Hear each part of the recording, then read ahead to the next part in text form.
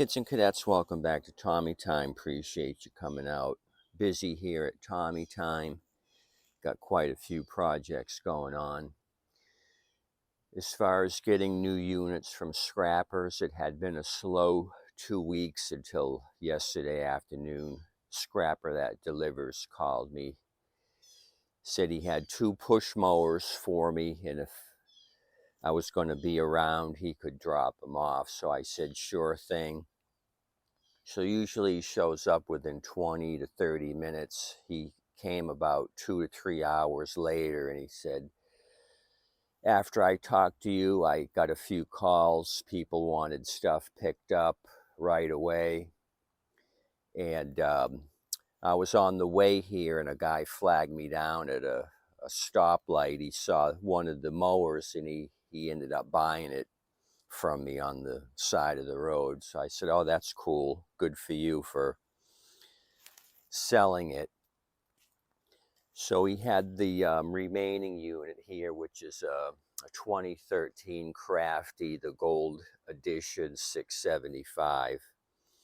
So we're going to discuss what he dropped off for me. I paid $20 for this. He said he had been in line at the scrap yard, and he had seen this on the trailer in front of him. So he made a deal with the other scrapper. He gave 10 for it, so I gave an extra 10, 20 for it. I probably shouldn't have. We'll discuss the issues with this. I kind of dug right into it. I put my other projects aside I was working on. I probably should have just wheeled this to the back, but I was inquisitive, and I ended up spending way too much time in a 3-pound sledgehammer to work on it. When you bring out the heavy guns, you know you got issues. So that's that. In the meantime, he had this Bronco on the back of the trailer, and he said, well, that was one of my calls. Gentleman said if I don't come get it now, he's going to push it out to the street and let somebody else take it. So this came out of a gentleman's backyard, and I'll give you the story on that next. I wasn't really interested in it, but it ended up making its way back here. So late yesterday, I had started this project for a co-worker. This is a Poulan Pro chainsaw with an 18-inch bar. He had given it to me a week ago, and I've been procrastinating on it because you know I hate working on 2-cycle equipment, and this is no exception. It's turned into a disaster, but I'm going to plow through it. Issue with this thing, he said he had used it a couple times, put it in the shed, hasn't touched it in a couple years, and the fuel that I did pour out of it was brown, and it stunk to you know what. It was really outdated fuel. So I thought, what the heck? I mixed up a new batch of 2-cycle mixture. I figured I would just pour out the old gas and give it a try. So I mixed up some fresh ethanol-free fuel with this still 2-cycle engine oil. I happened to get this from the same scrapper. Somebody had threw out a bunch of stuff at the street, and this little container of still 2-cycle was in the batch of junk. So I used that for some fresh fuel. So I threw fresh fuel in it. I did get it to start, would not idle. I messed with the settings on it, the needle settings. That didn't seem to help. Couldn't get it to idle, so I figured I would pull the carb off and clean it. So I go to remove the fuel lines, and of course they disintegrated in my hand. They all broke apart and fell down here into the cavity. So I was not thrilled about that. I went from a semi-running machine to something that's going to require more effort. So took the carb off, ended up breaking this plastic tab here off. I wasn't about to take off the tab. I was undoing the throttle cable. My hand touched this and it just disintegrated, this plastic throttle tab. So there's a spring back here. I manipulated the spring. It took me about 10 times and I pushed it back on, but there was a bunch of stress cracks and it actually cracked back here. So I took some AB compound, the Kafuta, and put it on here overnight to harden. So I go to look at replacement carbs. If this doesn't work, I wanted a backup plan. You can get a whole carb for 15 bucks, and I notice this design is no longer in use. This is a metal tab. They use metal instead of plastic, so this must have been a fault that they discovered. This plastic dries. You can see some stress cracks right there where it meets the brass hinge. So that was a pisser. Hopefully this AB compound keeps it on there. If not, I'm going to have to get another carburetor. I ended up changing some of the diaphragms here, took this all apart, tried to clean it out the best I could. We'll discuss diaphragm kits here. So I went to a fellow YouTuber. He gives a great tutorial on where the hoses are, because a couple of these had actually broken off and they were just dangling. So I had no idea the routing of these hoses, so that was good to find somebody that showed the routing for these.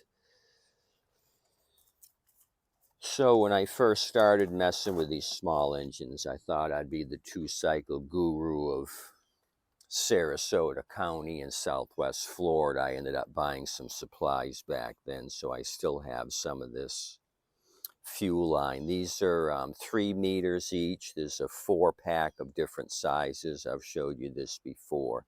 It's only a couple bucks, and they give you the 4 most used sizes. There's several different sizes. These 4 are the most common.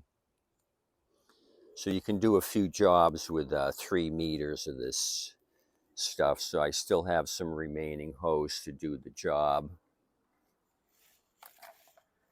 I also bought several carb kits back then. These are like multi-use kits. There's probably 15 different gaskets in here for a multitude of different small 2-cycle engines. So I probably bought 10 of these kits. And what I ended up doing is I pick out the diaphragms I need and leave the rest in here. I hardly ever mess with the springs and the needles. I just do diaphragms. Those seem to be what dries out. So that's that.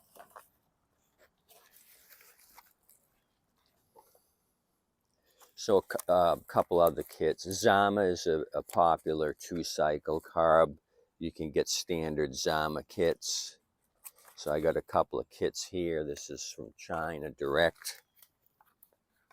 What do we got here? We got primer bulbs, probably a 10-pack of these small weed whacker primer bulbs.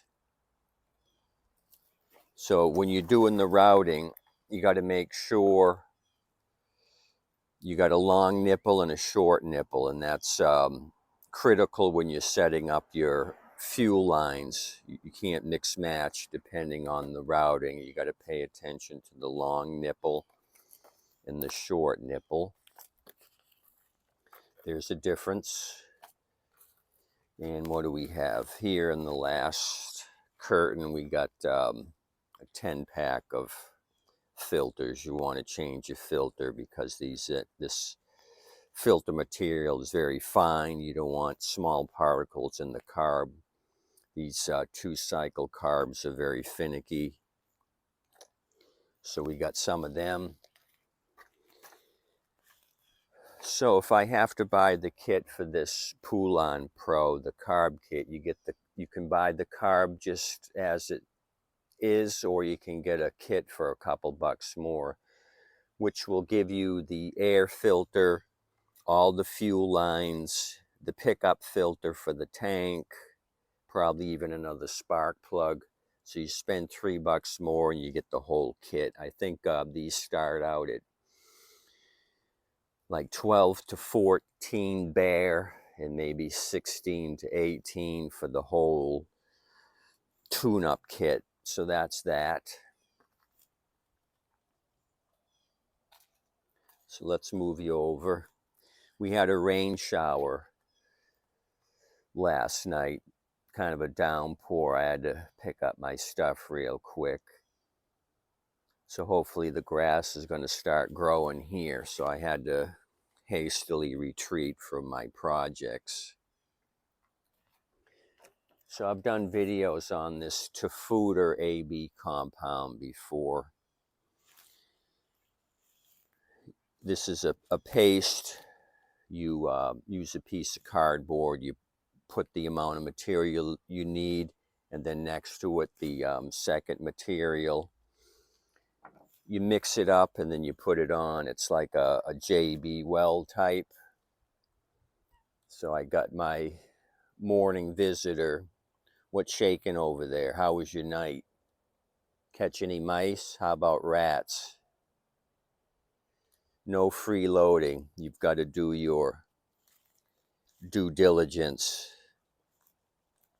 Everybody's got to do something, even you. Like I said, no freeloading. You listening to me? It's time to get serious about mice control and the rat population. Okay, enough of you. I got to get back to small engine repair. If you're not going to do nothing, I'm going to move on.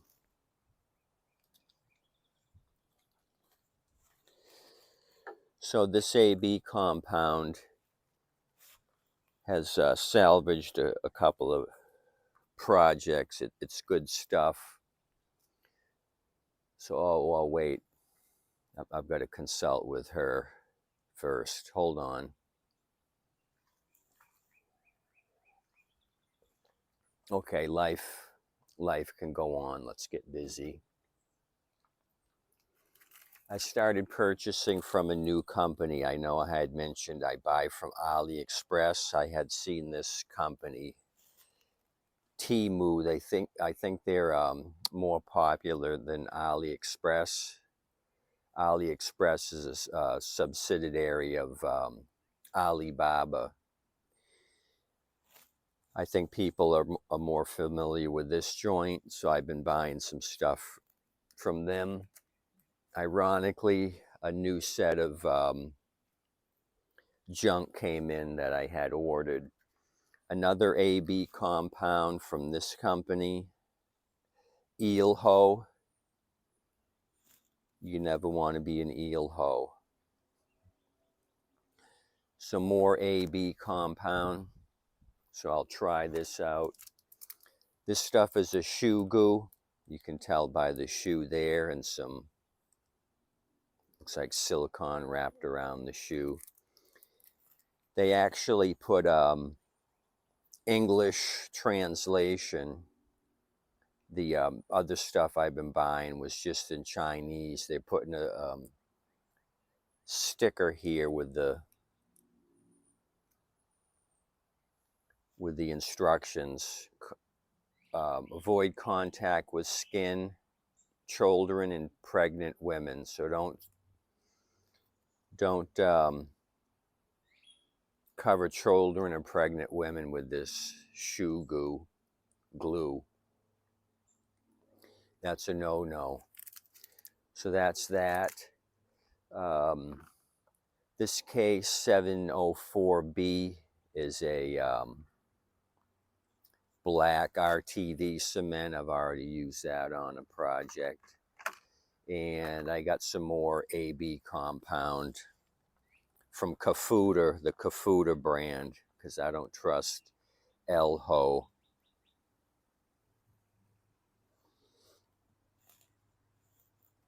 Anyway, I'll do a second video on that Troy-Bilt. I'll come back to you that. Somebody just showed up to look at a lawnmower. I'll be back at you.